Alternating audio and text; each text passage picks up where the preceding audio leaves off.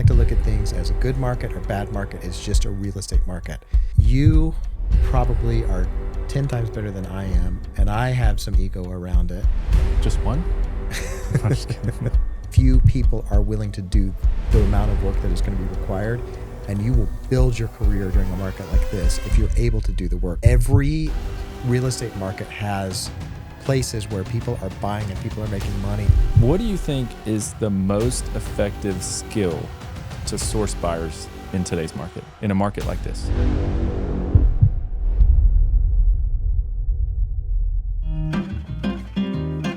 All right, I'm excited about today's topic. This is how we build buyer pipelines in a tough market. And everybody knows right now that things are different. You know, I don't like to look, you've heard me say this before, I don't like to look at things as a good market or bad market. It's just a real estate market. And every real estate market has places where people are buying and people are making money. And so we want to talk about like the best ways that we use to build buyer pipelines in a market like this, because, you know, over the course of our career, you've been an investor for over 15 years. I've been a real estate agent for 15 years. So we've experienced kind of the ups and downs of markets. And so we want to share that stuff with you guys today and say, hey, look, when things change or they get tough or the market shifts, like what we do to keep the flow of things moving in a market like this. So, but the first thing is like psychology and understanding that someone is always buying, right? So you might have like who was buying during like sort of the post-COVID era?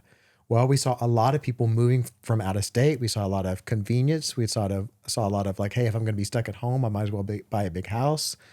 So we had more convenience buyers and people with lots and lots of cash. But that hasn't been typical in markets in the past. Yeah. And if you've ever heard Warren Buffett talk, he says, if everybody's selling, buy. If everybody's buying, sell. Exactly. It works in all different facets of life. But for real estate, it's also true. Right now, there's some people buying, like cash buyers are buying. Yes. And the demand is still high for homes. So there's always someone buying. You just have to find the right people, get it plugged into the right ecosystems, and you will find. Right. And this is a funny thing that people do out there in the real estate market that's always funny to me is like, hey, guess if you sold your house for a lot of money, you're probably buying a house for a lot of money. Absolutely. Right? And if you're selling your house for lower amounts, you can probably get a better deal on the house that you buy. So it all sort of moves together. But people go as they make up their own narratives. It's like, well, I'm going to sell high and buy low. Well, it doesn't work that way. The market usually shapes where those things come in. So there's really, in a lot of cases, not really a whole lot of reason behind waiting other than sort of the narrative that people are telling themselves. And, you know, I think this is a great time to buy just because you can get a really good a house in terms of a really good price, but you're not necessarily having to go over multiple offers, crazy amounts of cash, because you can buy a house with less cash right now. Yeah. Versus a previous market. I mean, even if you use the example of rates, right? Like sellers don't want to lose a 3% rate and trade it for a 6.5%. And I get that. That's a valid reason. Sure. But you're going to get concessions on the buy side. You're going to be able to either buy that rate down or apply it to the home itself. And you're going to be able to refi later and maybe not at that 3%. But, you know, there's always kind of some nuances around every situation. But guess, you know, there's so many people that made tons of money in this previous market with the COVID market that bought their houses at higher interest rates, 5s and 6s in their interest rates, and made all of their equity during the time when the interest rates dropped. So it's the same thing. It's like once the interest rates drop, the equity is going to jump. So keep that in mind as you're communicating with people. But the most important thing, though, back to the psychology of this, is you need to wrap your head around shifting your activities and shifting the things that you do on a daily basis, shifting who you're marketing to and how many conversations you're having, because you're probably going to have to double your conversations for the same result. So the good thing about that, though, is that few people are willing to do the amount of work that is going to be required, and you will build your career during a market like this if you're able to do the work. So you've got to wrap your head around it and make a decision. You know, we have been talking a lot about Alex Hormozy and really absorbing a lot of the stuff that he's putting out right now. And one of the things that he says is when he was going through tough times, is like, I will do what's required. Yep. And so it's succeeding in a market like this is more about mindset than it is strategy, even though strategy is important. And we're going to get into strategy, but you got to get your mind right. He also has a really fun quote about work. He said, you know, the people that say, work smarter, not harder. Well, you have to work hard to become smart. So the work has to be done at some point. So just get over it and do the work. I love that Yeah. quote. By the way, while we're thinking about it, please take some time to like, subscribe. If you would like an Agent Bridge t-shirt, leave a review on Google Business and share with us what you like about the Agent Bridge, and we'll get you a t-shirt. Make sure you send that to us at hello@theagentbridge.com, and we'll get you a t-shirt. Send us the address. All right. So the first thing is to be knowledgeable, or to be ready for the conversation, because people are going to ask you all the time. Your neighbors are going to ask you, people at church, people at school, people wherever you go, people out in the community are going to say, how's the market? And if you're not ready with an answer and you're hemming and hawing, then that's going to put you in a place where you're playing defense, or it's going to make you look not knowledgeable. Yeah. And so you need to have an answer. This is your time to shine. Yes. If you answer this question with negativity and a negative bias around the market, you are going to put off a lot of people. You need to spin not even a narrative, but tell the truth about the positives around the current market. And you're going to be the only one out there talking that way, and it will make an impact on the people that are around you. I watched this happen. I told this story on the podcast back several episodes ago. I was playing golf, and after we were done, we were having a drink, and there was a bunch of guys around the table, and there was another mortgage lender there, and they asked him how the market was. Oh, it's crap. I can't get any business. The rates suck and all this. Nobody at that table will ever use that guy. I promise you. Exactly. Yeah. Have something positive to say, because or why you would still want to buy in this market, or what your perception is of what it's going to be like in the future, or something like that that's positive, and you're going to draw more people in. Yeah. So here, can you ask me that question? To ask me, say, like, how's the market? Yeah, like what's the market like right now, Well, it Brandon? depends, RL. Are you like thinking about buying, selling, or investing? Because there's places to win in each of those. It's about your individual strategy and how you do it. So which one are you in the middle of right now? Yeah, right now I'm looking to make an investment potentially. Okay, so we'll take a break right there. But the idea is, it depends. Are you buying, selling, investing? And then we're starting a conversation, because if they're asking you, generally, yes, there's a potentiality that they might be talking about. They may just be making small talk, but it's like, grab the opportunity, seize it, and use that opportunity to change somebody's narrative. And I wouldn't have any hesitation telling someone right now, it's like, this is a great opportunity to take advantage of some things, and here's what they are. That's right. I mean, if you're going around your community talking bad about the market, it sucks. I'm not selling any homes. The business is bad. All that, you're pushing people away, not drawing people in. It's the wrong message. And as far as like being ready for the conversation, the other thing is being in the place where the conversation happens. Yep. You need to be out in the community. You need to be engaging with people, so that you, in your church and the PTA and charities, like we've talked about before, and our networking module. It's like you need to be places where you're having the conversation. Do not hole yourself up in the house. Like, be out there, be doing things, so that you can have conversations with people who may use you. Okay. Let's see. What's our next one here? Well, I have a question for you. Okay. What do you think is the most effective skill to source buyers in today's market, in a market like this? I think it's adaptability. Your ability to make changes, see how they go, and really understanding, like, in that adaptability, understanding buying groups and how to work with them, which is our number 2, is like understanding the different buying groups. If you don't understand how investors think and act, you're going to be hampered in a market like this. You need to understand, like, and this has been my experience with investors, like, people, they have like lots of opportunities that are thrown at them on a daily basis, whether it's, people, because typically there are people who have higher net worth, and so they're hit up all the time. Right. Okay, so they don't want to go through the process of making a bunch of decisions or sorting through the info. They want you to bring them the deal, show them what's going on with them, show them why it's a good investment, and then they'll make the yes or no. Well, an experienced investor too, like, there's no deals out there on the MLS that are just sitting there. Yeah. Like, there's not a home. I'm not saying that there aren't things that you wouldn't do, that you wouldn't go buy right now, but most of the time, the deals that those types of investors are looking for are not sitting there on the MLS. They've been sitting out there for 30 days because guess what? Everybody's investing in Nashville right now. Yeah. So you're going to have to go find a piece of property that can be developed into a 30 home community or something different like that interests them before they make a move. And guess what? They're going to have a lot of questions. So you're going to have to be well prepared about what's brought to them. Yeah. But do all of the research on the front end. We have we are next door to another real estate company.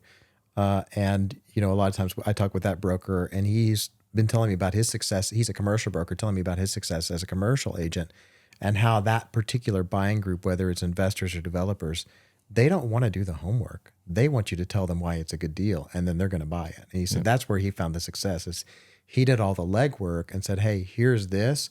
If you don't buy it, they're going to buy it. And if they don't buy it, they're going to buy it. And so he would get the deal ready. He would understand the land, understand, how much could be bought and then, or how much could be set aside for development on that piece of property. And then he would deliver that to them.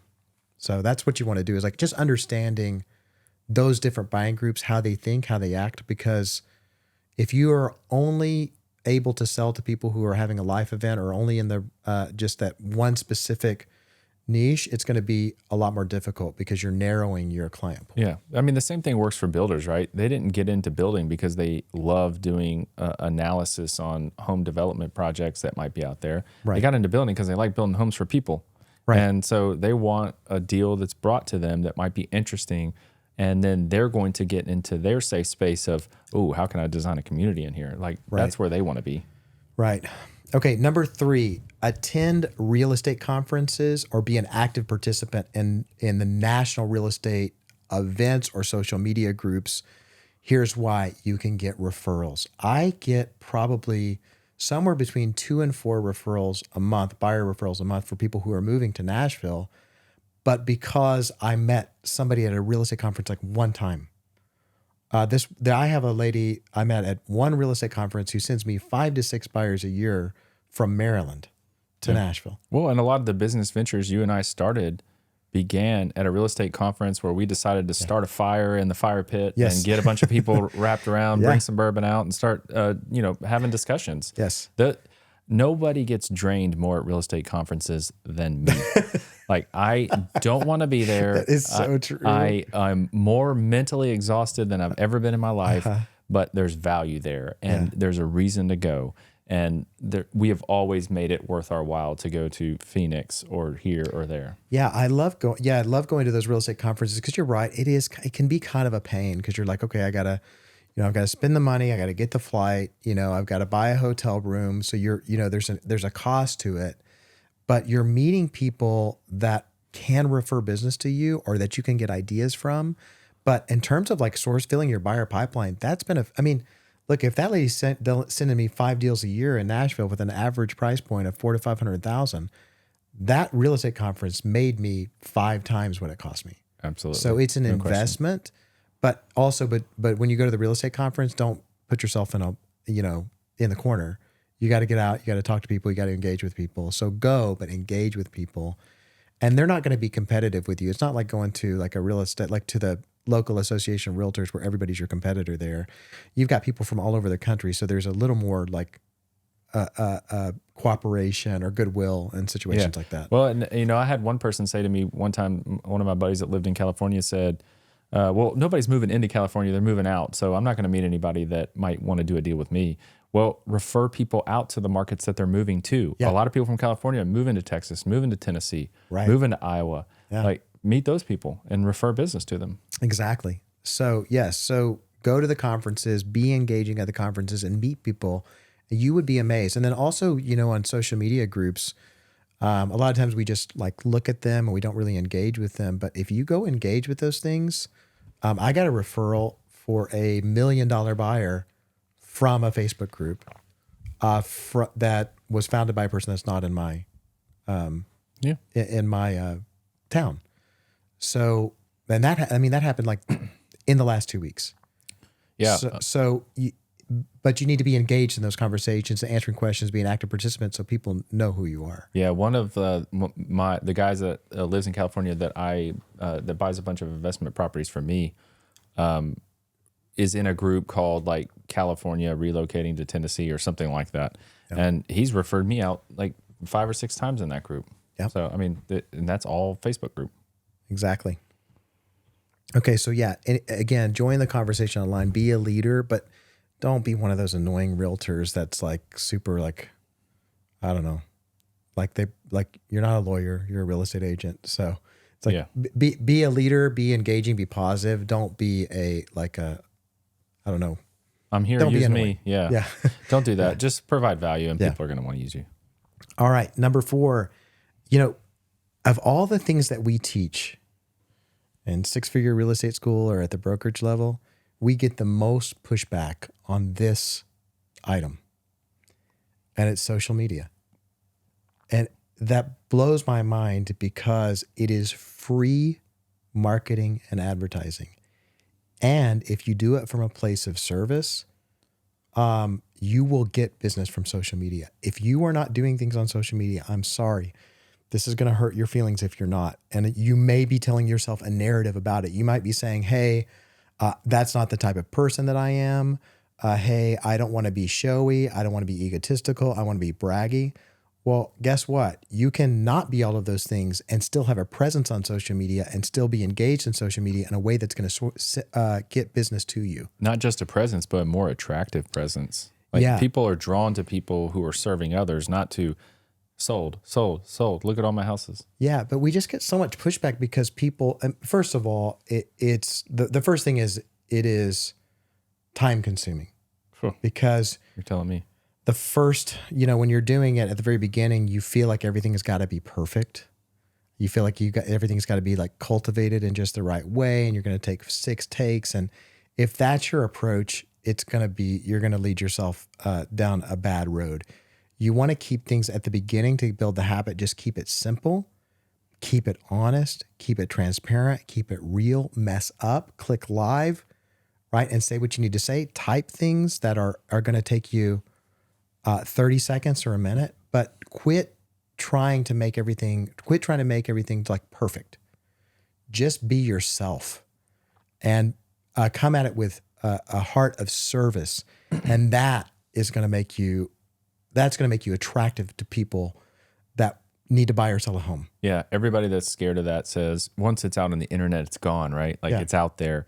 And that's true. But, people's attention spans are very short. Yeah. You put something out there and you may not look your best or you may not be 100%. Guess what? They're going to see it. And 5 minutes later, they're going to see something else that grabs their attention and it's going to be out of their memory. Right. So don't worry about it. The other thing, if you need a strategy, is you are out there having conversations in the marketplace, right? Turn the conversation into a post. And I learned this from a mentor of mine who is a book writer, New York Times bestselling author, and he says, all of my books are written to one person. And so I took that, like a lot of times when I'm writing content or writing copy or writing a Facebook post, I'm talking to one person. And usually it's around a conversation that I had with that particular person. So I basically grab that and I go, I'm going to have that conversation with the social media world. And those posts get a lot more engagement than something that's, overly, edited and all of that stuff. It's like, it's real, it's personal, and people just connect with it more. So just take those conversations and turn them into posts. Yeah. And if that one person's having a challenge or struggle or something, then chances are thousands of other people are having the same thing. So it's going to resonate. But you need to do like once a day just to start. Okay. Minimum is once a day. All right. And you're only going to get good by being bad. And you have to understand that. It's like, you're going to suck at this. It's like anything else. Your first 100 cold calls are going to suck. Your first 100 posts are going to suck. But if you just make them 1% better each time, you're 100% better in 100 days. So just don't overthink it. Understand that you're going to be bad at the beginning of it. And really what's talking is your ego. You don't want to be perceived this way. You don't want to be showy. You basically don't want other people to think bad about you, which is your ego.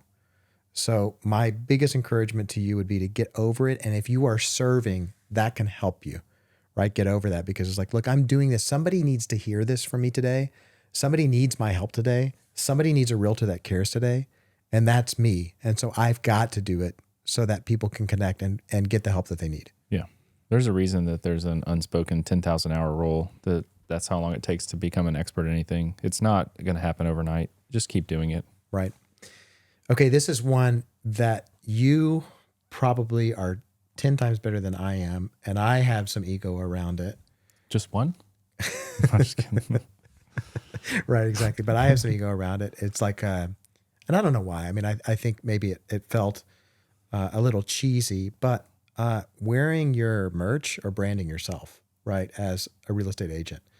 And you've said this before. It's like when you wear the merch, then you have so many conversations out there. And while I was generating copy for this podcast, I was wearing a Ten Oaks t-shirt. Yeah. And this lady came up to me and she goes, "Hey, I want to talk to you about, so are you in the real estate business?" And so like, as I'm typing this part of it, somebody came up and talked to me about it. So that proves my point. Well, the funny story I have on this is my kids played travel soccer, and I was wearing a Ten Oaks hat with our old logo on it, but it was kind of nondescript. It was like very small, and like you really couldn't see that it said real estate. It was just not like flashy. Yeah. And we did some new hats with some new branding with our new logo, and I wore the new hat to one of the soccer tournaments.